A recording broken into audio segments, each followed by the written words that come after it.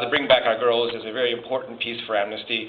We actually issued a report back in October 2013. So I think if anyone's interested in the history, the backstory, in that report we actually documented the fact that girls and teachers and schools were being attacked on a very consistent and repeated basis. And there were dozens of schools that were burnt down and destroyed, dozens, perhaps hundreds of teachers and students that were being killed up to that point in October 2013. And we tried to ring the alarm bells that this was happening and that people needed to pay attention to that. We then issued a report in March 2014,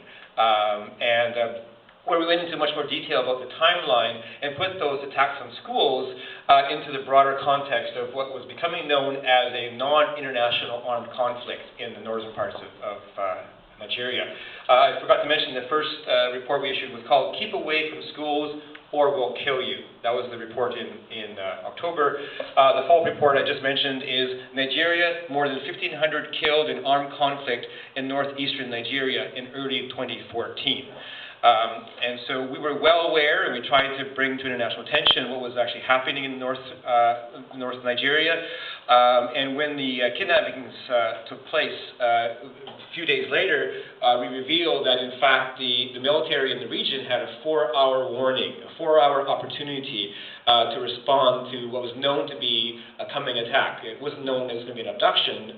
The history had been, of course, of killings, but in this case it was the abduction. So I want to close by saying, to reinforce what everyone has said, and that's around taking action.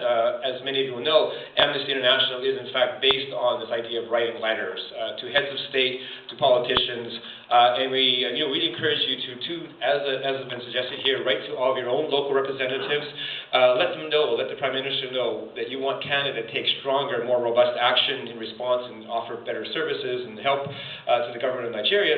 On our website, you will also find a letter you can click on and send to the Nigerian High Commissioner in Canada, in Ottawa, to letting him know your views on this issue. And I was just talking to Nicole with the hashtag Bring Back Our Girls, and we thought we might try to do an event on the 150th day. Hopefully we won't have to, but if it comes to that, that'll be mid-September.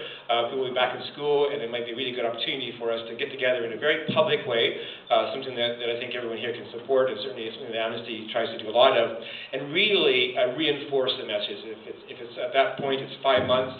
It's time for much more action than we probably will be seeing between now and then. So keep an eye open. Keep an eye open on the hashtag Bring Back Our Girls.